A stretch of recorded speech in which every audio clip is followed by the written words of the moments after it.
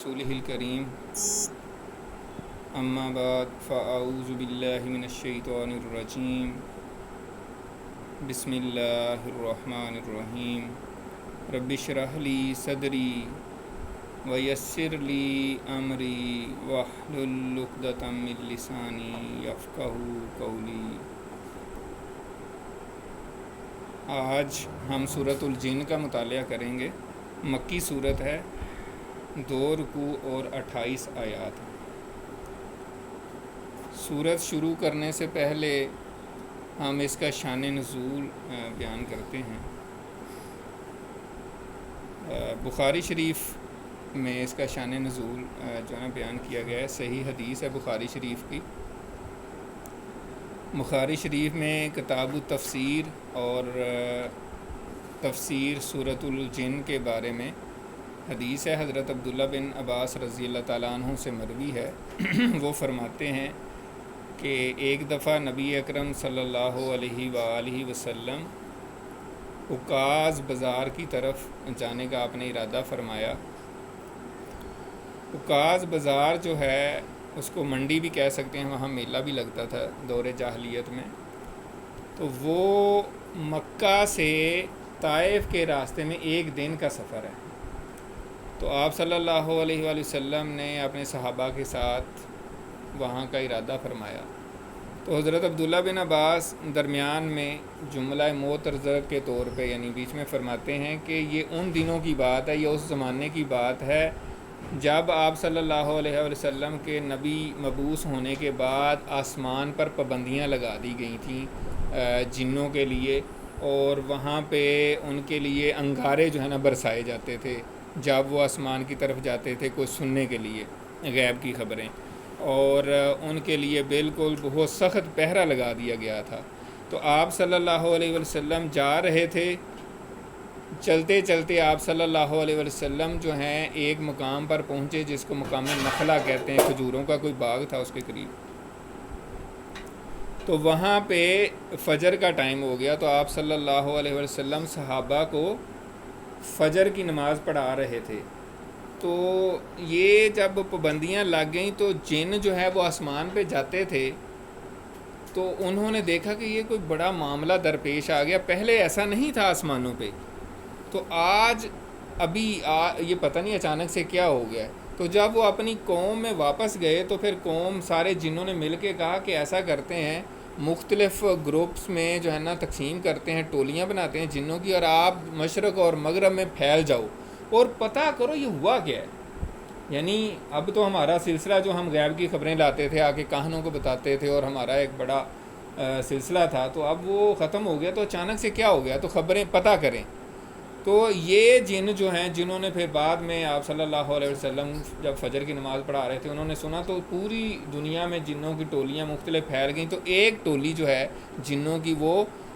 اس طرف سے گزری، تہامہ یعنی حجاز کے علاقے جہاں آپ صلی اللہ علیہ وسلم فجر کی نماز پڑھا رہے تھے، وہ اوپر سے اڑتے ہوئے جا رہے تھے۔ تو انہوں نے جب سنا تو وہ اتر آئے، اور پھر قرآن سننے کے بعد انہوں نے کہا کہ یہی چیز ہے، یہی وہی ہے، اور اسی وجہ سے یہ سارا معاملہ ہوا ہے۔ اور یہ عراق کے علاقے نصیبین ایک علاقہ ہے، وہاں کے جن تھے،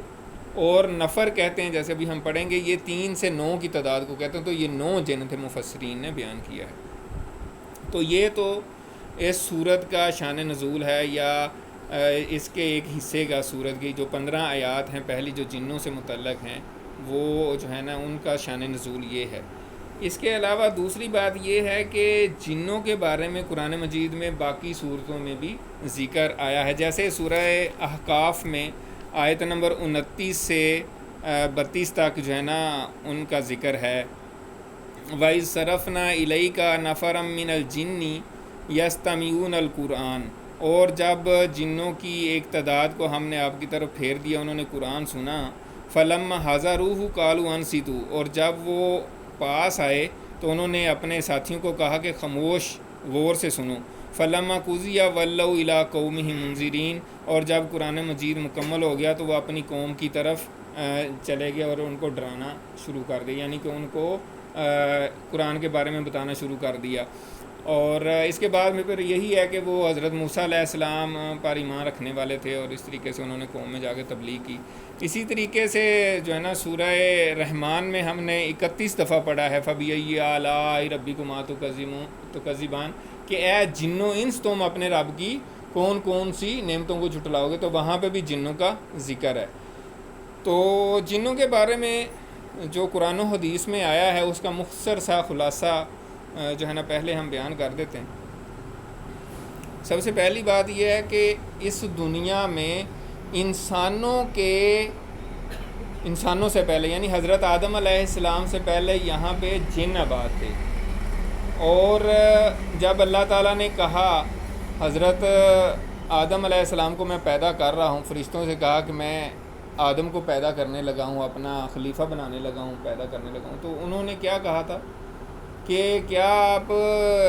آدم کو پیدا کریں گے، وہ بھی زمین میں فساد پھیلائے گا۔ سورۃ البقرہ میں ہم نے پڑھا ہے۔ تو فرشتوں نے یہ بات کیسے کہہ دی تھی؟ تو اس پہ مفسرین نے یہی بیان کیا ہے کہ انہوں نے بیسیکلی جنوں کی ساری تاریخ دیکھی تھی کہ جنوں نے بھی بہت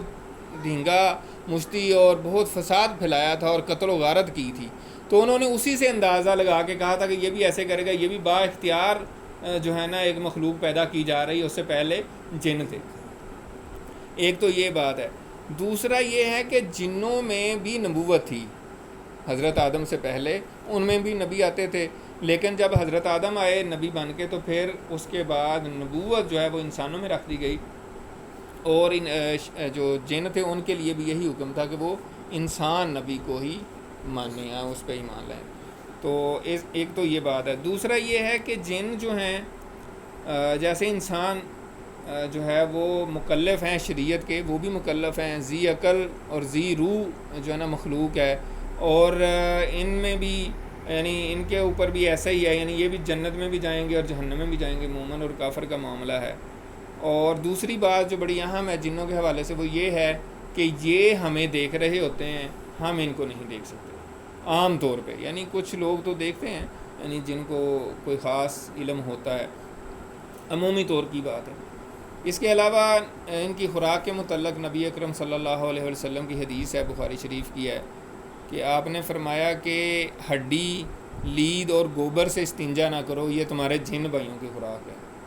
وہ کس طرح ان کی خوراک ہے وہ اللہ جانتا ہے۔ بعض روایات میں یہ بھی آتا ہے کہ ہڈی جو تم پھینکتے ہو اس پہ پھر گوشت چڑھا دیا جاتا ہے، وہ جنوں کے لیے، یعنی ہمیں تو نہیں نظر آئے گا، ظاہر جن نظر نہیں آتے تو وہ چیز بھی نہیں نظر آئے گی۔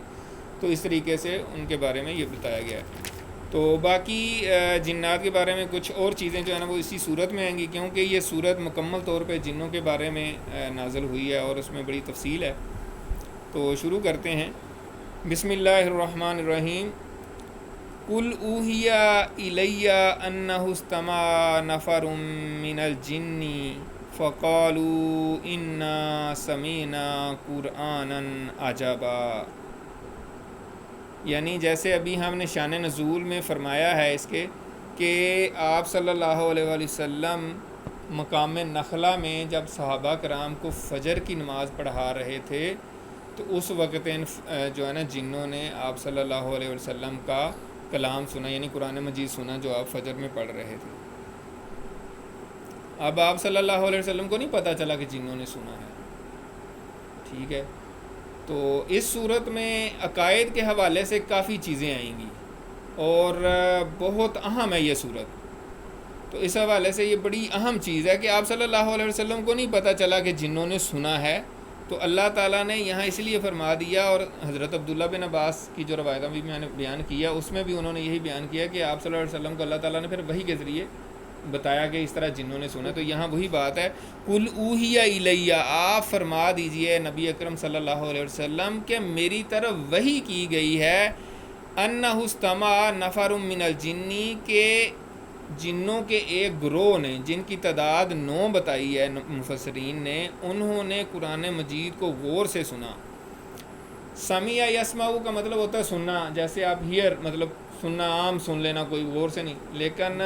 استمع یستمع کا مطلب ہوتا ہے غور سے کسی بات کو سننا، جس کو آپ لسن کہتے ہیں۔ تو انہوں نے غور سے سنا، فقالوا، اور پھر اپنی قوم میں جا کے کہا، انا سمینا قرآنا عجبا،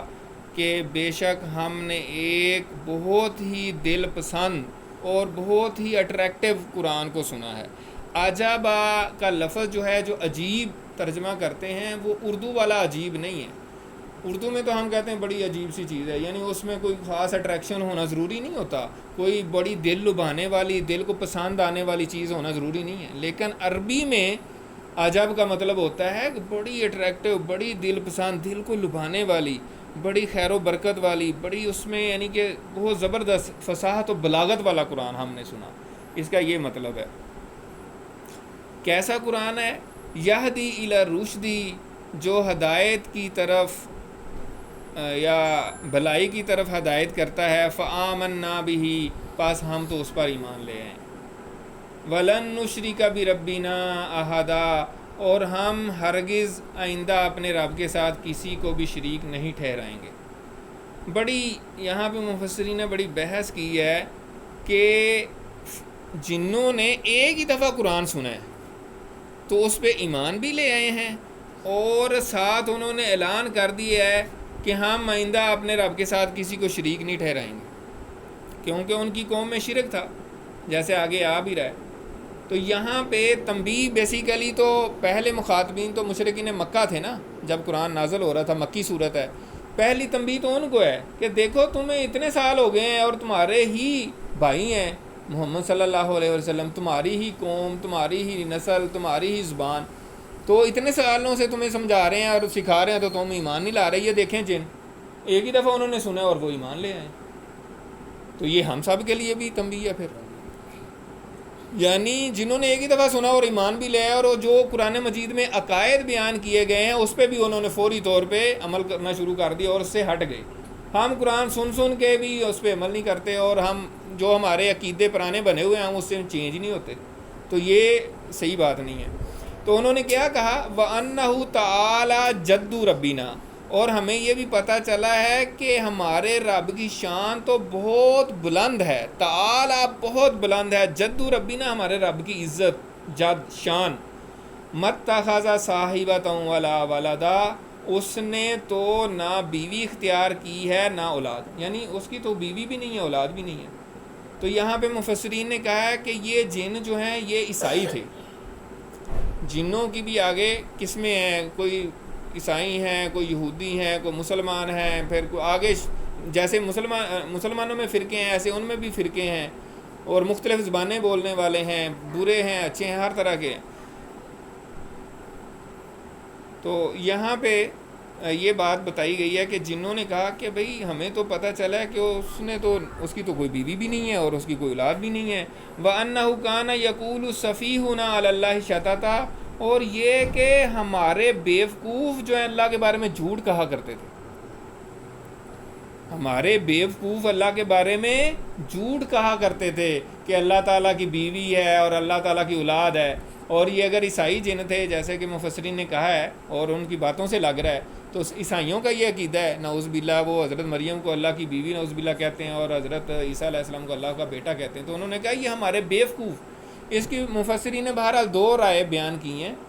ایک تفسیر یہ بیان کی ہے کہ ہاں سفیہنا یعنی ہمارے بیوقوف سے ایک فرد بھی مراد لیا جا سکتا ہے، تو اس سے مراد ابلیس ہے،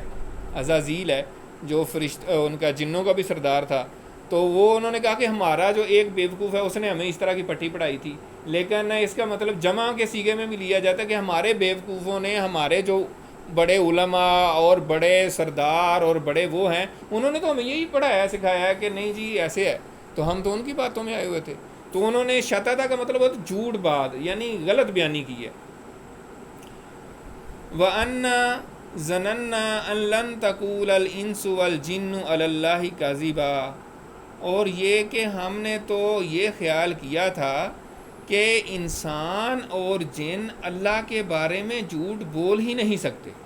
یہ بڑی اہم آیت ہے، یعنی وہ جن کہہ رہے ہیں کہ ہم تو سارے سنتے رہتے تھے، جنوں سے بھی سنا اور انسانوں سے بھی سنا، بڑی تعداد یہی کہتی تھی کہ حضرت عیسیٰ علیہ السلام اللہ کے بیٹے ہیں، اور جو دوسری باتیں تو کہتے ہیں کہ اتنے لوگ کہتے تھے تو ہم نے تو یقین کر لیا تھا، ہم سوچ رہے تھے کہ یار اتنے لوگ جو ہے نا یہ اللہ کے بارے میں نہیں جھوٹ نہیں بول سکتے، تو ہم تو یہی سوچ کے بعد سامنے یقین کر لیا ہوا تھا، لیکن آج پتہ چلا کہ یار یہ تو سارا جھوٹ بولتے رہے ہیں۔ یہاں پہ ایک نقطہ بڑا کلیئر کرنے والا ہے اور لوگ اس کو پھر مس کوٹ کرتے ہیں، وہ یہی ہے، سورۃ الانعام میں آتا ہے کہ اگر آپ لوگوں کی اکثریت کے پیچھے چلیں گے تو وہ آپ کو گمراہ کر دیں گے. تو وہ مشرکین اور کافروں اور عامۃ الناس کی بات ہے، مسلمانوں کی بات نہیں ہے. مسلمانوں کے بارے میں نبی اکرم صلی اللہ علیہ وآلہ وسلم کی حدیث شریف موجود ہے کہ میری امت کبھی بھی برائی پر مجتمع نہیں ہوگی. یعنی مسلمانوں کی ٹوٹیلٹی جو ہے، مسلمانوں کی جو اجتماعیت ہے، مسلمانوں کی جو اکثریت ہے، وہ کبھی بھی غلط راستے پہ نہیں ہوگی. تو اس وجہ سے یہ بڑا اہم نقطہ یہاں پہ بیان کیا گیا ہے اور اس کو کلیئر کرنا ضروری ہے. تو انہوں نے کہا کہ ہم تو سمجھ رہے تھے کہ یہ جھوٹ نہیں بولیں گے، لیکن انہوں نے اللہ کے بارے میں جھوٹ بولا. اب وہ آگے ایک بڑی اہم بات بیان کر رہے ہیں، وَأَنَّهُ كَانَ رِجَالٌ مِّنَ الْإِنسِ يَعُوذُونَ بِرِجَالٍ مِّنَ الْجِنِّ فَزَادُوهُمْ رَهَقًا، اور یہ کہ ہمارے یعنی انسانوں میں سے کچھ لوگ جو ہیں وہ ہمارے شیاطین جو جن ہیں ان کی پناہ مانگا کرتے تھے، جس سے ان کی سرکشی میں اور اضافہ ہو گیا. یعنی انسانوں میں کچھ لوگ ایسے ہیں جو ہمارے جنوں سے پناہ مانگتے ہیں، جنوں کی پناہ مانگتے ہیں، ان کو بڑا سمجھتے ہیں کہ میں اس کی پناہ میں آئے. تو اس کی تفسیر یہ ہے کہ خاص طور پہ عرب کے جو کافر تھے، مشرک تھے، وہ جب کسی ویرانے میں جنگل میں جاتے تھے تو کیا کرتے تھے، وہاں پہ جا کے کہتے تھے کہ میں اس ویرانے، اس جنگل، اس وادی کے سردار جن کی پناہ میں آتا ہوں. تو اس طریقے سے ان کا اور سرکشی میں اضافہ ہو گیا. تفسیر ابن کثیر میں امام ابن کثیر نے تفصیلاً بیان کیا ہے، وہ کہتے ہیں کہ شروع میں جب انسانوں کو اللہ تعالیٰ نے پیدا کیا، حضرت آدم اور اس کے بعد، تو جن انسانوں سے ڈرتے تھے کہ یار یہ کیا مخلوق ہے، ٹھیک ہے، اور ظاہر ہے اللہ تعالیٰ نے اشرف المخلوق بنایا اس کو، تو جن انسانوں سے ڈرتے تھے، ٹھیک ہے، اور جدھر انسان جاتا تھا وہ آگے سے بھاگ بھوگ جاتے تھے کہ یار پتہ نہیں کیا ہے، اور ان کو تو نظر آ رہا ہوتا تھا نا، انسان کو تو نہیں نظر آتے جن. لیکن جب اس طرح کی حرکتیں انسانوں نے کیں تو پھر کیا ہوا، ان کی سرکشی میں اضافہ ہو گیا. انہوں نے انہوں نے کہا یار ہم تو ان سے ڈرتے تھے، ہم سے ڈر رہے ہیں، اچھا چلو ٹھیک ہے، آہستہ آہستہ آہستہ انہوں نے پھر انسانوں کو ڈرانا شروع کر دیا. تو آج بھی حقیقت یہی ہے کہ جو جن ہیں وہ انسانوں سے ڈرتے ہی ہیں عام طور پہ، اس لیے جنوں سے ڈرنے کی قطعاً کوئی ضرورت نہیں ہے. اور اگر کبھی محسوس بھی ہوئے تو اس کو بس تھوڑا سا دھمکی شمکی لگا دیں تو وہ آپ کے قریب نہیں آئے گا کوئی بھی، ٹھیک ہے نا. بس یہ ہے کہ آپ کے اندر خوف نہیں آنا چاہیے، آپ کو پورا اطمینان ہونا چاہیے اور آپ کا ایمان جو ہے اتنا وہ ہونا چاہیے، تو آپ کا کچھ بھی نہیں بگاڑ سکتے یہ جن، ٹھیک ہے نا، اور یہ بھاگ جائیں گے. اس حوالے سے میں ایک دفعہ ایک اسکالر کا سن رہا تھا لیکچر، تو انہوں نے ہی بتایا، ان کے والد محترم جو ہے جب تعلیم کے اس میں تھے، یعنی سلسلہ یعنی اسٹوڈنٹ تھے، تو وہ صبح صبح اٹھ کے کہیں منہ اندھیرے جاتے تھے پڑھنے. تو وہ ایک دفعہ جا رہے تھے تو پیچھے سے کسی نے آواز دی کہ کہاں جا رہے ہو، ہمیں بھی ساتھ لے چلو. تو وہ کہتے ہیں کہ انہوں نے پیچھے مڑ کے دیکھا تو کوئی بھی نہیں تھا. پھر وہ آگے چلے تو انہوں نے پھر اس طرح کی آواز، عجیب سی آواز تھی، ظاہر ہے ان کی آواز تھوڑی اور طرح کی ہوگی. بہرحال تو جب دوبارہ آواز آئی تو انہوں کو غصہ چڑھا، انہوں نے پتھر پکڑ کے زور سے پیچھے کی طرف مارا اور چال پڑے. کہتے ہیں اس کے بعد کوئی آواز نہیں آئی. تو جنوں کو اتنا یعنی سر پہ نہیں چڑھانے کی ضرورت. تو یہاں پہ یہ بات بتائی جا رہی ہے کہ جو ہے انسانوں نے ہی ان کو جو ہے نا سرکش بنا دیا اور ان کی سرکشی میں اضافہ ہو گیا جب انہوں نے اس طرح کی حرکتیں کی. بہرحال یہ ہے کہ پھر اس بارے میں کوئی زیادہ بندہ تفصیل میں جانا چاہتا ہے، ڈیٹیل تفسیر ابن کثیر میں بہت زیادہ پھر کہانیاں بیان کی گئی ہیں اور بہت کچھ مفسرین نے لکھا ہوا ہے. میں وہ میں نہیں جاتا، میں نے پڑھی ہیں لیکن یہاں پہ بیان کرنے کی ضرورت نہیں ہے، وہ پھر لمبا ہو جائے گا کام. اور ان کی اتھینٹسٹی بھی ظاہر ہے، کوئی حدیث میں اس طرح کے واقعات نہیں آئے ہوتے. وَأَنَّهُمْ ظَنُّوا كَمَا ظَنَنْتُمْ أَن لَّن يَبْعَثَ اللَّهُ أَحَدًا. اب یہ اپنی قوم میں جا کے اصل میں تقریر کر رہے ہیں یا بیان کر رہے ہیں نا، اپنی قوم سے تبلیغ کر رہے ہیں، جا کے قرآن سننے کے بعد اپنی قوم میں گئے ہیں اور وہاں جا کے انہوں نے تبلیغ بھی شروع کر دی ہے. اب یہ بھی بڑا ایک اہم نقطہ ہے کہ ایک ہی دفعہ قرآن سنا ہے ان جنہوں نے، جتنی سمجھ آئی ہے آگے جا کے بیان کر رہے ہیں اور تبلیغ کر رہے ہیں اور توجہ دلا رہے ہیں. تو آپ صلی اللہ علیہ وسلم کی حدیث ہے، بلغوا انی ولو کان آیا، کہ میری طرف سے آگے بیان کرو خواہ ایک ہی آیت کیوں نہ ہو. یعنی تبلیغ کے لیے ضروری نہیں ہے کہ آپ بہت دیکھیں، جو اختلاف ہوتا ہے نا سمجھنے میں، وہ یہ ہے علماء کرام جو منع کرتے ہیں وہ آپ کو اس چیز سے صرف منع کرتے ہیں کہ آپ کوئی فقہی مسائل کوئی جو ہے استخراج کرنا ہے قرآن مجید سے، وہ عام آدمی نہیں کر سکتا، سیدھی سی بات ہے، وہ بڑا مشکل فن ہے۔ لیکن جو تبلیغ ہے، جو پورا قرآن مجید ہے، جیسے اکثر ہم بات کرتے ہیں کہ قرآن مجید کی 6600 سے اوپر کچھ آیات ہیں، تو اس میں 300 یا 400 آیات جو ہیں وہ فقہی معاملات سے متعلق ہیں، جو مسائل ہیں، جو مسئلے مسائل جس کو آپ کہتے ہیں، جو فقہی مسائل ہیں جس پہ بڑی وہ یعنی کہ غور و فکر کرنے کی ضرورت ہوتی ہے۔ تو اس کے علاوہ سارا قرآن کیا ہے؟ نصیحت ہے، صرف دوسروں کو اس میں بتانے کی ضرورت ہے کہ یہ اللہ تعالیٰ نے یہ فرمایا اور یہ چیزیں ہیں، یہ منع کیا ہے، اس سے بچیں، اس سے بچیں، نصیحت ہے، وصیت ہے، ذکر ہے، یاد دہانی ہے، تو یہ تو سب کر سکتے ہیں۔ تو یہاں پہ بھی انہوں نے جا کے اپنی قوم کو یہ بتا رہے ہیں، اور کیا کہہ رہے ہیں؟ وَأَنَّهُمْ ظَنُّوا كَمَا ظَنَنْتُمْ، جن اپنی قوم سے کہہ رہے ہیں کہ یہ انسانوں نے بھی تمہاری طرح گمان کیا جیسے تم گمان کرتے ہو نا، ان لن یبعث اللہ احدا، کہ اللہ تعالیٰ کسی کو بھی نہیں اٹھائے گا۔ تو یہ انسان بھی اس طرح خیال کرتے ہیں جیسے تم خیال کرتے ہو۔ اب یہاں پہ مفسرین نے اس کے دو مطلب لیے ہیں، ایک تو یہ ہے کہ اللہ قیامت کے دن کسی کو نہیں اٹھائے گا، یہ ایک بات ہے، دوسرا یہ ہے کہ اللہ تعالیٰ کوئی رسول نہیں بھیجے گا۔ تو سیاق و سباق میں یہ بات زیادہ صحیح لگتی ہے کہ اللہ تعالیٰ جس طرح تم گمان کرتے ہو کہ اللہ کسی رسول کو نہیں بھیجے گا، تو یہ انسان بھی یہی سمجھ رہے ہیں۔ اس کی وجہ یہ ہے کہ یہ عیسائی تھے جن، اور حضرت عیسیٰ علیہ السلام کے بعد 600 سال گزر گئے تھے اور کوئی نبی نہیں آیا تھا، تو آپ صلی اللہ علیہ وسلم تقریباً 600 سال بعد آئے ہیں، تو ایک طرح سے ان کے گمان انسانوں کا بھی بنا تھا کہ اتنا عرصہ گزر گیا تو اب شاید کوئی نبی نہیں آئے گا۔ تو اس وجہ سے وہ کہہ رہے ہیں اپنی قوم کو جا کے کہ انسانوں میں بھی کافی لوگ اس طرح سوچ رہے ہیں، اور جیسے تم سوچ رہے ہو کہ اللہ تعالیٰ کسی کو نبی نہیں بنائے گا۔ اب پھر وہ بات آ گئی ہے جو شروع میں بات ہوئی، وَأَنَّا لَمَسْنَا السَّمَاءَ فَوَجَدْنَاهَا مُلِيَتْ حَرَسًا شَدِيدًا وَشُهُبًا، اور یہ کہ ہم نے آسمان کو ٹٹولا، یعنی جیسے پہلے ہم آسمان پہ جاتے تھے اور غیب کی خبریں لے آتے تھے، اب ہم نے آسمان کی طرف ہم گئے ہیں تو ہم نے اس کو کیا پایا؟ فوجدناہا، ہم نے اس کو پایا ہے ملیت، بھرا ہوا، یعنی آسمان بھرا ہوا ہے، کس سے؟ حرسن شدیدن، بہت سخت پیرے آسمانوں پہ لگے ہیں، بہت سخت ٹائٹ سیکیورٹی کر دی گئی ہے، کوئی پر نہیں مار سکتا، یہ حالات ہیں۔ وشہوبا، اور انگارے تیار کیے گئے ہیں، شہاب ثاقب جس کو کہتے ہیں، جیسے راکٹ لانچر ہوتا ہے اور اس میں راکٹ آپ ٹارگٹ کیا ہوتا ہے، بس بٹن دبائیں تو وہ دھڑم کر کے جا کے لگتا ہے، تو ایسے جو ہے نا بالکل فکس جو ہے نا وہ کیے ہوئے ہیں کہ کوئی بھی اس طرف جائے تو وہ چھوڑ دیے جاتے ہیں۔ وَأَنَّا كُنَّا نَقْعُدُ مِنْهَا مَقَاعِدَ لِلسَّمْعِ فَمَنْ يَسْتَمِعِ الْآنَ یجد لہو شہابًا رصدا، اس سے پہلے تو ہم سنا کرتے، ہم بیٹھا کرتے آسمان میں، ہم نے مختلف جگہیں بنائی ہوتی تھیں جس میں ہم بیٹھ کے غیب کی خبریں سنا کرتے تھے، لیکن اب کیا ہو گیا؟ فمن یستمع الآن، اب جو کوئی سننے کی کوشش کرتا ہے، یجد لہو شہابًا رصدا، تو وہ بالکل ٹارگیٹڈ جو ہے نا وہ یعنی ٹارگٹ کیا ہوا ہے اس نے، شہاب نے، یعنی جو انگارہ ہے، جو شعلہ ہے، جو شہاب ثاقب ہے، اس کو بالکل تیار کیا وہ مارنے کے لیے، جو اس طرف جائے گا اس کو تاک کے مارا جائے گا۔ وَأَنَّا لَا نَدْرِي، اچھا اس کے حوالے سے صحابہ کرام رضی اللہ تعالیٰ عنہم سے، انہوں نے آپ صلی اللہ علیہ وسلم سے ایک دفعہ پوچھا کہ یہ کہانت کے بارے میں آپ کیا کہتے ہیں، یہ جو کاہن ہوتے ہیں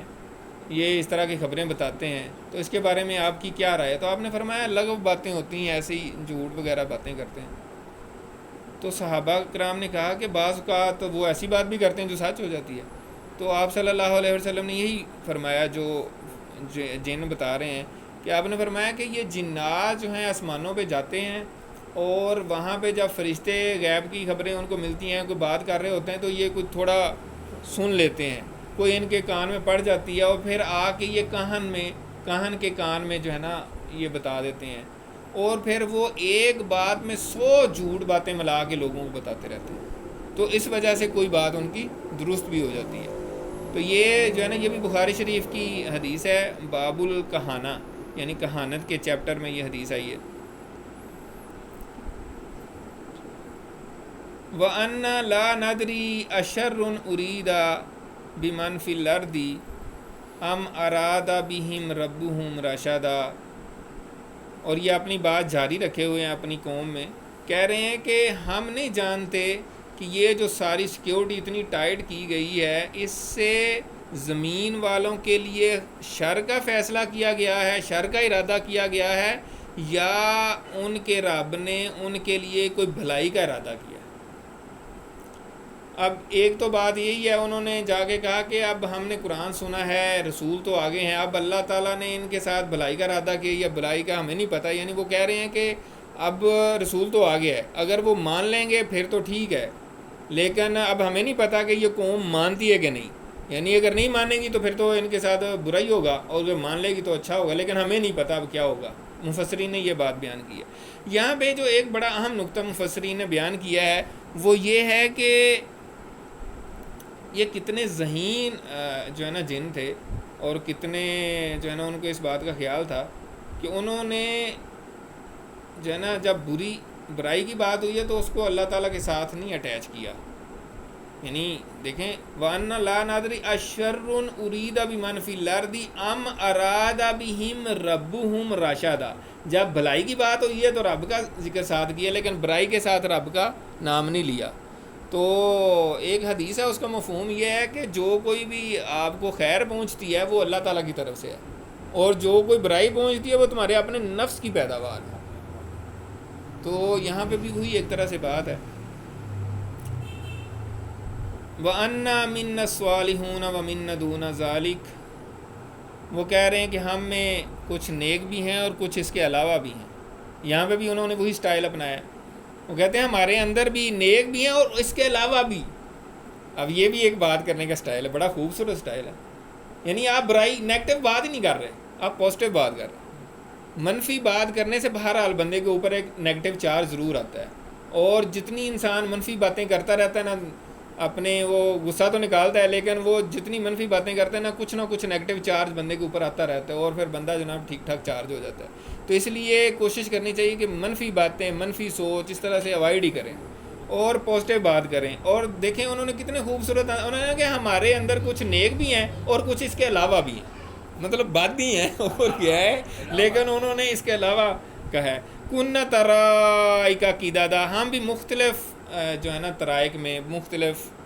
حصوں میں بٹے ہوئے ہیں، یعنی مختلف ہمارے اندر بھی گروہ ہیں، کوئی مومن ہے، کوئی کافر ہے، کوئی عیسائی ہے، کوئی یہودی ہے، کوئی مطلب شیعہ ہے، کوئی سنی ہے، یعنی مفسرین نے یہ بات کی ہے۔ وہ یہاں تک مطلب مختلف جو فرقے ہیں مسلمانوں کے، اس میں بھی انہوں نے بتایا کہ اس طرح جنوں میں بھی وہی ساری چیزیں، اسی طرح ان کی زبانیں بھی مختلف ہیں، یعنی کہ جس طرح کوئی پنجابی ہے، کوئی سندھی ہے، اسی طرح مختلف زبانیں بھی ہیں۔ اور یہ جنہوں نے سنا تھا ظاہر عراق کے تھے، عراق میں بھی عربی بولی جاتی ہے، اس وجہ سے انہوں نے فوراً قرآن مجید کو سمجھ لیا تھا۔ اور یہاں پہ طریقت کا لفظ استعمال ہوا ہے قرآن مجید میں، اور اس میں ضمناً مفسرین نے یہ بات کی ہے کہ ایک شریعت ہے اور ایک طریقت کا لفظ ہے، تو دونوں کا مطلب تو ایک ہی ہے، لیکن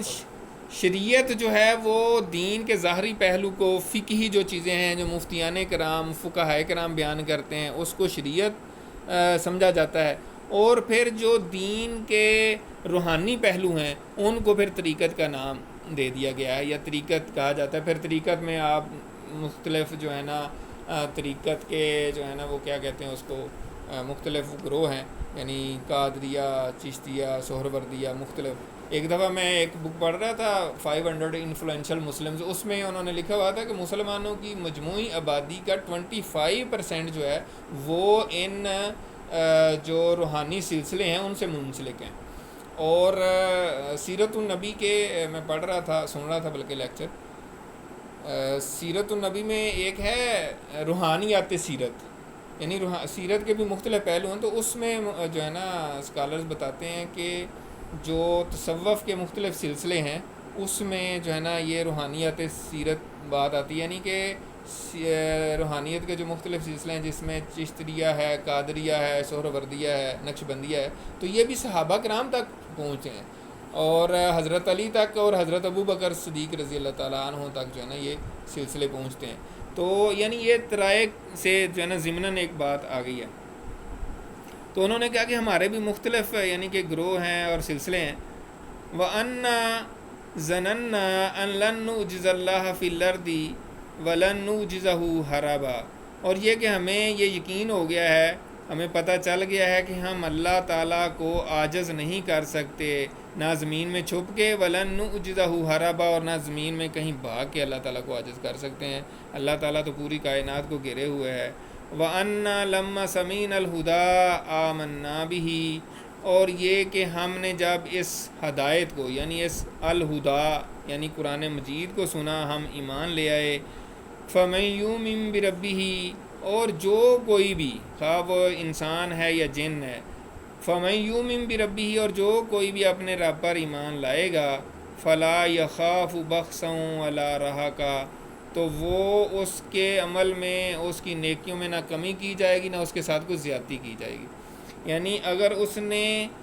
اعمال کیے ہیں اچھے، تو یہ نہیں ہوگا کہ بعد میں قیامت کے دن اس کے اعمال ہی نہ ہوں اور اس کی نیکیاں اس کو ملے ہی نہ۔ اس نے بڑا صدقہ خیرات کیا ہو، بڑی نیکیوں کے کام کیے ہوں، تو بعد میں پتہ چلے جی وہ تو کہیں غائب ہی ہو گئی ہیں۔ نہیں، ایسا نہیں ہوگا۔ اور نہ زیادتی ہوگی کہ آپ نے کسی مطلب آپ نے کوئی ایسا کام نہیں کیا اور آپ اس کو اس کی سزا دے دی جائے، یہ اس طرح کچھ نہیں ہوگا۔ وَأَنَّا مِنَّا الْمُسْلِمُونَ وَمِنَّا الْقَاسِطُونَ، اور یہ کہ ہمارے اندر فرما بردار بھی ہیں اور نافرما بردار بھی ہیں، ظالم بھی ہیں۔ یہاں قاسط جو ہے نا، مطلب یہ تھوڑی سی عربی گرامر کے حوالے سے بات ہے، لیکن مفسرین نے بیان کیا تو میں کر دیتا ہوں۔ قسط کا جو ہے نا، یہ روٹ جو ہے نا، قاف سین طا جو ہے، یہ روٹ ہے۔ اب عربی گرامر کی ایک اصطلاح ہے، اس کو ہم ثلاثی مجرد کہتے ہیں اور ثلاثی مزید فیہ، یعنی اگر وہ 3 ورڈ سے اگر لفظ بنے اس سے، تو پھر قاصد کا مطلب ہوتا ہے ظالم، اور اگر ایک ورڈ ایک لفظ ایڈ کر دیا جو اس کو ہم ثلاثی مزید فی کہتے ہیں، تو اس پھر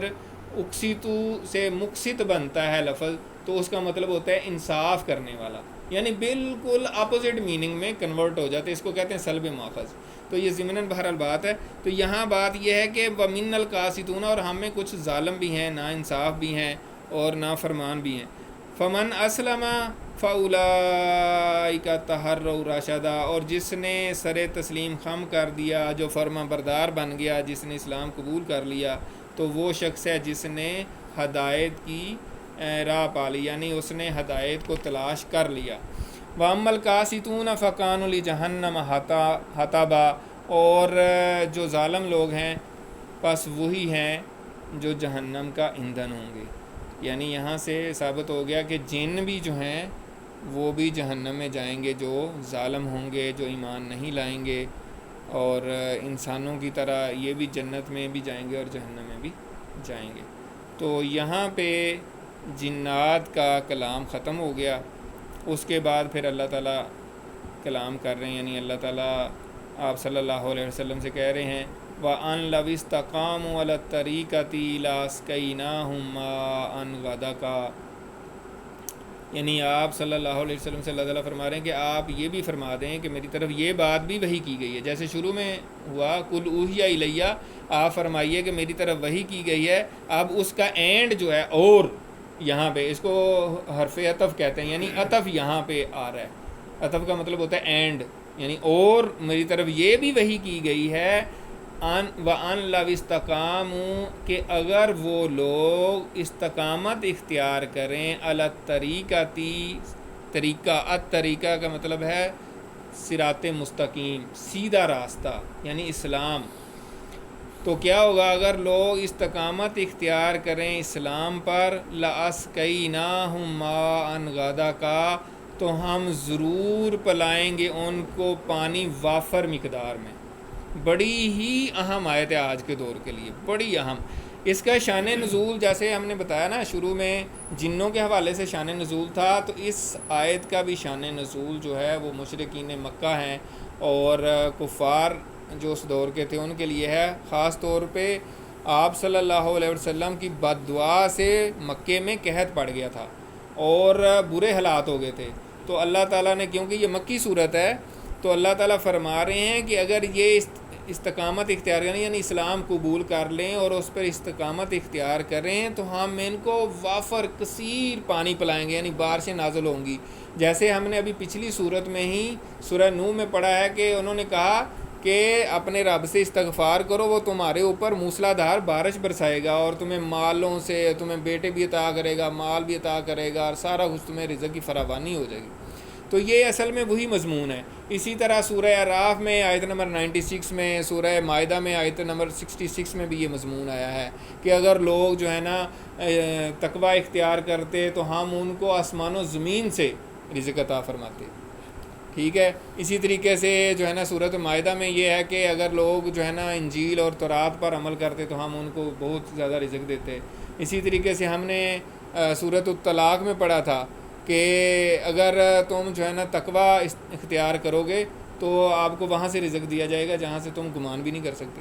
تو بیسیکلی یہ اللہ تعالیٰ کا وعدہ ہے مسلسل کہ اگر تم جو ہے استقامت اختیار کرو طریقہ پہ، یعنی صراط مستقیم پہ، اسلام پہ، تو اللہ تعالیٰ آپ کو وافر مقدار میں پانی مہیا کرے گا۔ اب پانی ویسے تو ہم جیسے سوسائٹی میں رہ رہے ہیں اور پانی کے جو حالات ہیں تو کتنی ہمارے سے ریلیونٹ یہ بات ہے کہ آج کے دور میں بھی مجھے تو یہی لگتا ہے کہ آج کے دور میں بھی اللہ تعالیٰ جن پہ کرم فرماتا ہے اور ان کو پانی کا کوئی مسئلہ نہیں ہوتا اور باقی لوگ پریشان ہیں۔ تو یہ اللہ تعالیٰ کے ساتھ کس کا کیا تعلق ہے، کتنا اس کے ساتھ وہ یعنی استقامت اور طریقے پہ چلنے والے ہیں یا سیدھے راستے پہ چلنے والے ہیں، تو ان کو اللہ تعالیٰ وافر مقدار میں پانی دے دے گا۔ تو اس کے لیے کوئی مشکل نہیں ہے۔ بظاہر لگ رہا ہوتا ہے آپ کو کہ یار حالات بڑے خراب ہیں، یہ اوورآل بھی ان جنرل بھی بات ہے، اور یہاں پانی سے مراد مفسرین نے یہی لیا کہ اس سے رزق مراد ہے، کیونکہ پانی بارش ہی سورس ہے، جیسے ہم نے سورہ نوح میں بھی بات کی تھی۔ تو ساری طرح کے رزق جو ہیں وہ پانی سے ہی نکلتے ہیں، بارش سے ہی ہوتے ہیں۔ تو کہنے کا مقصد یہ ہے کہ اگر انسان جو ہے وہ سیدھے راستے پہ چلے، تقوی والے راستے پہ چلے، لوگوں کے ساتھ اچھا سلوک کرے، اللہ تعالیٰ کے احکامات پر عمل کرے، اللہ تعالیٰ نے جن جن کاموں سے منع کیا ان سے منع ہو جائے، تو پھر وہ جیسی بھی سوسائٹی، جیسے بھی علاقے میں، جیسے بھی ماحول میں رہ رہا ہو، لوگ چیخ رہے ہیں، لوگ کہہ رہے ہیں یہ ہے وہ ہے، مسائل ہیں، تو وہ ہو سکتا ہے اس کو مسئلہ نہ ہو رہا ہو۔ وہ اللہ تعالیٰ بڑا بے نیاز ہے، وہ اسی حالات میں، اسی ساری صورتحال میں ایک بندے کو بڑا مطمئن بھی رکھ سکتا ہے، اور جس نے چیخنا ہے، نشکری کرنی ہے، وہ اس میں کرتا رہے گا۔ تو یہ ہو سکتا ہے اور ہو رہا ہے۔ تو بہرحال یہ بڑی اہم آیت ہے، اور یہ ہم سب کے لیے ہے کہ اگر ہم استقامت اختیار کریں سیدھے راستے پہ، تو جہاں پانی نہیں ہے وہاں پہ بھی اللہ تعالیٰ آپ کو وافر مقدار میں پانی عطا فرمائے گا۔ اس میں ہم سب کے لیے سبق ہے۔ لِنَفْتِنَهُمْ فِي، تاکہ ہم ان کو آزمائیں اس کے بارے میں۔ تو جیسے میں نے بتایا کہ اس سے مراد رزق ہے، تو اللہ تعالیٰ کہہ رہے ہیں کہ تاکہ ہم رزق دے کے آزمائیں، اور اس کے بارے میں مشہور قول ہے، ہم سب نے سن رکھا ہے کہ اللہ تعالیٰ دے کے بھی آزماتا ہے اور لے کے بھی آزماتا ہے۔ تو جن لوگوں کو اللہ تعالیٰ نے دیا ہوتا ہے، اللہ تعالیٰ دیکھتا ہے کہ یار یہ میری شکر گزاری بھی کرتے ہیں کہ نہیں، میرے راستے پہ بھی خرچ کرتے ہیں کہ نہیں، میرے دین کے لیے بھی خرچ کرتے ہیں کہ نہیں، میری مخلوق پہ بھی خرچ کرتے ہیں کہ نہیں۔ میں نے ان کو اتنا دیا ہے، اگر میں نہ دیتا تو یہ کیا کر لیتے، تو اب میں نے دیا ہے تو میں ان کو آزماؤں تو صحیح۔ جیسے آپ چھوٹے بچے کو ٹافی دے گے تو کہتے ہیں بیٹا پلیز ایک دے دو، ٹافیاں دے دیتے ہیں نا، کہتے ہیں ایک مجھے دے دیں پلیز بیٹا پلیز۔ تو آپ اصل میں ٹیسٹ کر رہے ہوتے ہیں کہ آپ میرا بیٹا کس طرح بیہیو کرتا ہے نا، ہاں دی تو آپ نہیں ہوتی ہیں۔ تو اب اللہ تعالیٰ بھی دے کے آزماتا ہے کہ یار اب میں دیتا ہوں اس کو، تو دیکھیں اس کا کیا رسپانس ہے۔ جیسے بڑی مشہور حدیث ہے بخاری شریف کی، ہم نے پڑھی تھی کہ 3 لوگوں کو اللہ تعالیٰ نے آزمایا تھا، ایک جو ہے نا وہ گنجا تھا، اور ایک جو ہے نا وہ تھا نابینا تھا، اور ایک میں بھول گیا ہوں، یعنی 3 لوگ تھے جن کو اللہ تعالیٰ نے آزمایا تھا، مختلف ان کو رزق دیا، اور پھر ہر ایک کے پاس فرشتہ گیا، پہلے فرشتے نے سب کو ٹھیک کر دیا اور ہر طرح کا رزق دیا، تو 2 نے تو انکار کر دیا، تیسرے نے کہا کہ ہاں بالکل ایسا ہی تھا، میں بالکل نبینا تھا، میرے پاس کچھ بھی نہیں تھا، اللہ تعالیٰ نے دیا جتنا مرضی لے جاؤ۔ تو اس نے کہا میں فرشتہ تھا، میں تو ٹیسٹ کر رہا تھا۔ آپ لوگوں نے یہ حدیث سنی ہوگی، مجھے ذہن میں تیسرا نہیں رہا۔ تو یہاں پہ بھی یہی بات ہے۔ اسی طریقے سے دوسری بات جو ہے جو اس کے اگینسٹ ہے وہ یہ ہے کہ اللہ لے کے بھی آزماتا ہے، یعنی بعض اوقات آزمائشیں آ جاتی ہیں، رزق کی کمی بھی ہو سکتی ہے، مشکل حالات بھی ہو سکتے ہیں، تو اس میں بھی ٹیسٹ ہوتا ہے کہ انسان صبر کرتا ہے کہ نہیں۔ تو اس کے بارے میں حضرت ابراہیم علیہ السلام کا واقعہ نا، حضرت اسماعیل کو جب انہوں نے خانہ کعبہ کے پاس چھوڑا اور پھر حضرت حاجرہ کے ساتھ پھر بعد میں وہ بڑے ہوئے، ان کی شادی ہوگی، تو ایک دفعہ حضرت ابراہیم ان کو ملنے آئے، تو ان کی بیوی سے ملاقات ہوئی، گھر پہ نہیں تھے، تو انہوں نے پوچھا کیسی گزر وغیرہ ہو رہی ہے، تو انہوں نے کہا جی بہت تنگ حالات ہیں، بہت مشکل گزر ہو رہی ہے، بڑا مار دیا ہے آپ کے بیٹے نے، ہم تو بھوکے مر رہے ہیں، یعنی اس کا مفہوم بیان کر رہا ہوں نا۔ تو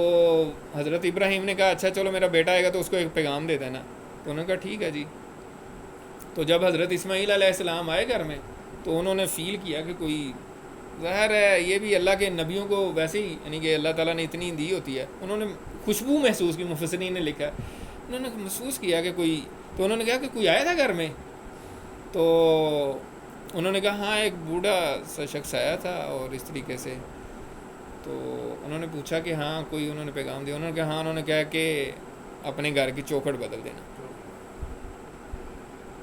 تو حضرت اسماعیل نے کہا کہ بس وہ چوکھٹ تم ہی ہو، انہوں نے میسج دیا کہ آپ کو طلاق دے دیں، لہٰذا آپ اپنے گھر چلی جاؤ، میں نے تمہیں طلاق دی، فارغ۔ پھر انہوں نے شادی کی جرہم قبیلہ کے سردار کی بیٹی سے۔ اب سردار کی بیٹی تھی، دیکھیں یہ نہیں ہے کہ غریب غربا تھی تو اس کو عادت تھی غریب رہنے کی اور وہ اس وجہ سے، سردار کی بیٹی ہے۔ تو پھر کچھ عرصے بعد جب آئے ہیں حضرت ابراہیم تو وہ نئی خاتون تھی، ان کی بہو اور تھی، تو انہوں نے پھر اس سے پوچھا کہ کدھر ہیں اسماعیل، تو انہوں نے کہا وہ بھی پھر اسی طرح جنگل میں گئے ہوئے ہیں، کہیں کوئی شکار کرنے گئے یا کسی کام سے گئے ہوئے ہیں۔ تو انہوں نے پوچھا کہ کیسا گزر وغیرہ ہو رہا ہے، تو انہوں نے کہا اللہ کا شکر ہے، ہم تو بڑے آرام سے، بڑا مزہ آ رہا ہے، بڑا یہ ہے وہ، اللہ کا شکر، اللہ نے بہت دیا ہوا ہے، زبردست چل رہا ہے سب کچھ۔ تو انہوں نے کہا ٹھیک ہے میرا پیغام دے دینا، اسماعیل آئیں تو ان کو کہنا کہ اپنی چوکھٹ قائم رکھیں۔ تو یہ بات ہے شکری اور ناشکری کی، اور اللہ تعالیٰ اسی طرح آزماتا ہے۔ وَمَن يُرِدْ عَن ذِكْرِ رَبِّهِ، اور جو کوئی اعراض کرے گا اپنے رب کے ذکر سے، يَسْلُكْهُ عَذَابًا سَعَدًا، تو اللہ تعالیٰ پھر اس کو بہت سخت عذاب دے گا۔ اب یہاں پہ بڑی اہم بات یہ ہے غور طلب کہ جو کوئی اپنے رب کے ذکر سے اعراض کرے گا تو اللہ تعالیٰ اس کو عذاب دے گا۔ آپ سوچیں گے یار یہ تو بڑا مشکل ہے، پھر اب بڑے بڑے لوگ ہیں جو اللہ کا ذکر نہیں کرتے لیکن وہ تو بڑا عیاشی کر رہے ہیں، اور آپ یہاں کہہ رہے ہیں کہ اللہ تعالیٰ اس کو عذاب دے گا۔ تو مفسرین نے اس میں بیان کیا ہے کہ عذاب دنیا میں یہ نہیں ہے کہ وہ جس طرح عام عذاب ہوتا ہے، یعنی اس کو اللہ تعالیٰ ذہنی ہو سکتا ہے، اس کو ایسی ذہنی ٹینشن ملے، اور سعادہ کا مطلب ہوتا ہے انکریزنگ، یعنی وقت کے ساتھ بڑھتا ہی جائے گا۔ تو دنیا میں بھی جو اللہ تعالیٰ سے غافل ہے، اللہ تعالیٰ کی طرف اس کی توجہ نہیں ہے، ذکر کا مطلب یاد دہانی ہوتا ہے، ذکر کا مطلب صرف یہی نہیں ہے کہ تسبیح پہ آپ تسبیح وہ مطلب ویسے کر رہے ہیں، وہ نہیں ہے، مطلب وہ بھی اس میں شامل ہے، لیکن ذکر کا مطلب یاد دہانی، اللہ کو واقعی یاد کرنا، یعنی جیسے آپ کسی کو مس کرتے ہیں، کسی کو کہتے ہیں یار میں نے آپ کو بہت یاد کیا، تم تو بالکل ملتے ہی نہیں ہو، اس طرح یاد کرنا، صحیح بڑے پیار سے اور فیل کرنا، یہ ہوتا ہے یاد۔ تو جو اللہ کی یاد سے اعراض کرے، اللہ کو اگنور کرے، پسے پشت ڈال دے، اس کو بالکل بھلا دے، تو اللہ تعالیٰ پھر ایسے شخص کو جو ہے نا عذاب دیتے ہیں، دنیا میں بھی ذہنی ٹینشنیں اور وہ بڑھتی جاتی ہیں، اور پھر قیامت کے دن تو پھر جو ہوگا عذاب وہ تو پھر اپنی جگہ پہ ہوگا۔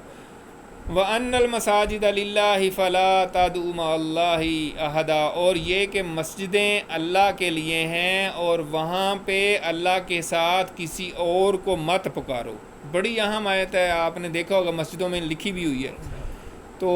اس میں بالکل واضح ہے میسج، اس میں کوئی شک شبہ نہیں ہے کہ اللہ تعالیٰ، اور یہ مفسرین نے لکھا ہے کہ مسجدوں کا ذکر ویسے یعنی مسجدیں اللہ کے لیے بنائی گئی ہیں، تو وہاں کسی کو اللہ کے ساتھ نہ پکارو، حاجت روا نہ مانو، اور کسی کو اس طرح نہ سمجھو کہ وہ بھی کچھ کر سکتا ہے، مطلب یہ نہیں ہے کہ باہر کر سکتے ہیں، یعنی زمین پوری اللہ تعالیٰ نے مسجد بنائی ہے مسلمانوں کے لیے، کہیں پہ بھی نہیں کر سکتے، لیکن مسجدیں تو اسپیشلی اللہ کا گھر ہیں، تو وہاں پہ یہ بات کرنا تو اور بھی زیادہ ظلم ہے۔ اور دوسری جو اس کی تفسیر بیان کی ہے، حدیث میں آتا ہے آپ صلی اللہ علیہ وسلم نے فرمایا کہ مجھے 7 ہڈیوں پر سجدہ کرنے کا حکم دیا گیا ہے۔ تو یہ جو اعضائے بدن ہیں جن پر ہم سجدہ کرتے ہیں ان کو بھی، یعنی سجدہ کرنے کی جگہ اور سجدہ کرنے کے اعضاء دونوں کو مسجد کہا جا سکتا ہے۔ تو وہ 7 اعضاء جو ہیں وہ بھی اللہ نے اپنی عبادت کے لیے بنائے ہیں، لہٰذا کسی اور کی ان سے عبادت نہ کرو۔ تو 7 اعضاء کون سے ہیں؟ 2 یعنی جن پہ سجدہ کیا جاتا ہے، 2 پاؤں کے، 2 گھٹنے، 2 ہاتھ اور 1 پیشانی، تو یہ 7 اعضاء جو ہیں وہ بیان کیے گئے ہیں۔ وَأَنَّهُ لَمَّا قَامَ عَبْدُ اللَّهِ يَدْعُوهُ كَادُوا يَكُونُونَ عَلَيْهِ لِبَدًا، اور یہ کہ جب کھڑا ہوا اللہ کا بندہ یعنی اللہ کے رسول صلی اللہ علیہ وآلہ وسلم، یدعوہ اس کو پکارنے کے لیے، اللہ تعالیٰ کو پکارنے کے لیے، کادوا یکونون علیہ لبدا، تو قریب ہے کہ وہ اس پر جھمگھٹا لگا دیں، پل بڑھیں، یعنی اس کے اوپر حملہ ہی کر دیں۔ تو اس میں مفسرین نے بیان کیا ہے کہ جب آپ صلی اللہ علیہ وسلم خانہ کعبہ کے پاس جا کے نماز پڑھتے تھے یا قرآن مجید کی تلاوت کرتے تھے تو وہ امٹ کے آپ کی طرف آ جاتے تھے، اور بعض مفسرین نے لکھا کہ کافر بھی آتے تھے اور مسلمان بھی آتے تھے۔ مسلمان تو آپ صلی اللہ علیہ وسلم کی بات سننے کے لیے آتے تھے یا آپ کی ہیلپ کرنے کے لیے آتے تھے، اور کافر جو ہے نا وہ آ کے جناب آپ کو تنگ کرنا اور ہوٹنگ کرنا، نعوذ باللہ، اور آپ کو یعنی قرآن میں جیسے آتا ہے کہ وہ شور کرتے تھے کہ لوگ قرآن نہ سنیں، اس طرح کی جو ہے نا باتیں کرتے تھے۔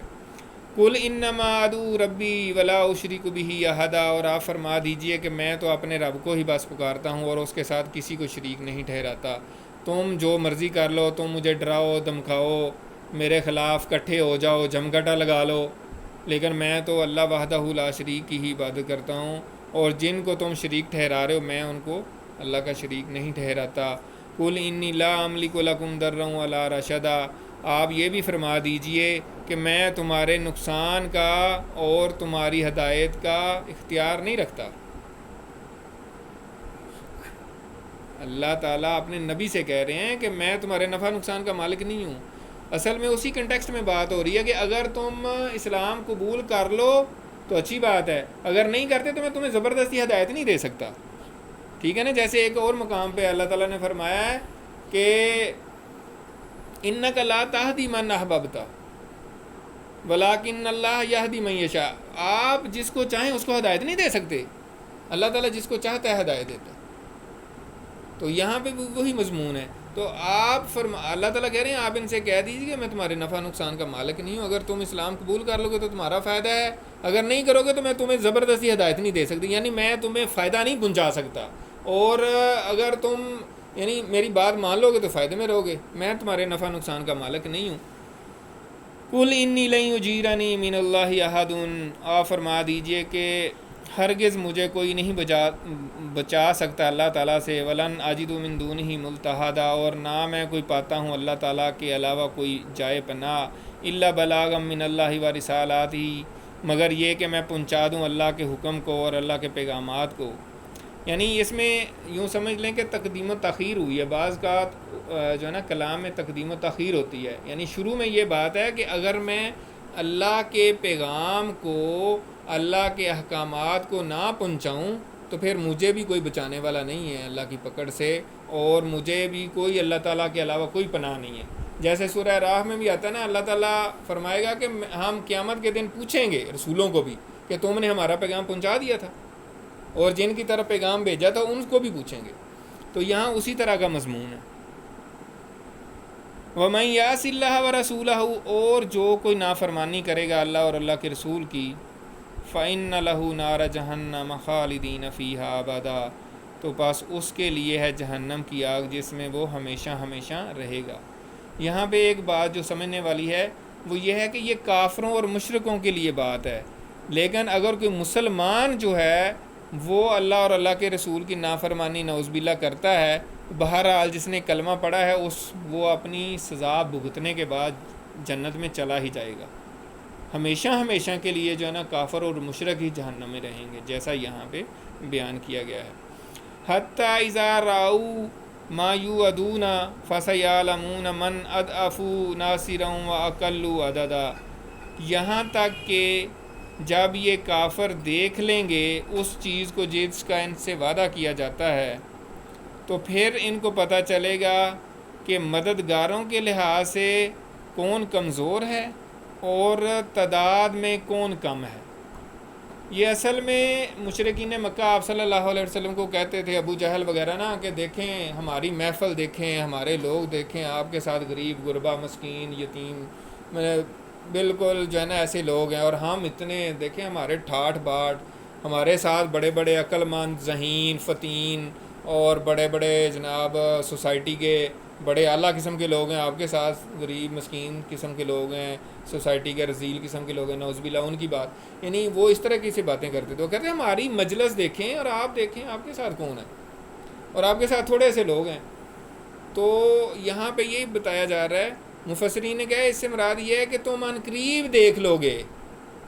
کہ کس کی تعداد کم ہے اور کس کے مددگار کم ہیں. تو اس میں ایک تو یہ ہے کہ فتح مکہ کے موقع پہ دیکھ لو گے، اور ایسا ہی ہوا. پھر جب آپ صلی اللہ علیہ وسلم کو اللہ تعالیٰ نے مکہ فتح کروایا ہے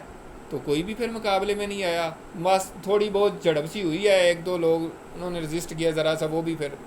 ہٹ گئے ہیں. تو پورا مکہ جو ہے نا سرنڈر کر گئے. کوئی بھی مددگار نہیں تھا ان کا،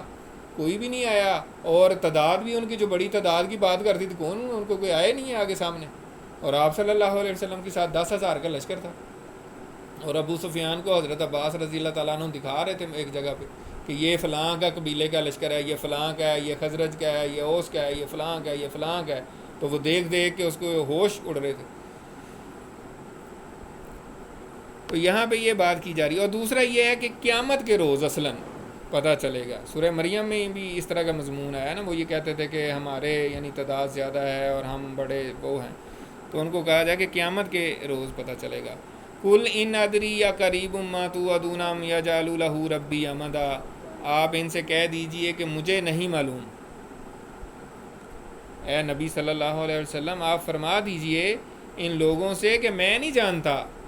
اقریب ما توعدون کہ کیا وہ قریب ہے جس کا تم سے وعدہ کیا جاتا ہے، ام یجعل لہ ربی امدا یا میرے رب نے اس کی مدت زیادہ رکھی ہوئی ہے، یعنی قیامت. یعنی مجھے نہیں پتا قیامت کب قائم ہوگی، یہ اللہ تعالیٰ کو ہی پتہ ہے.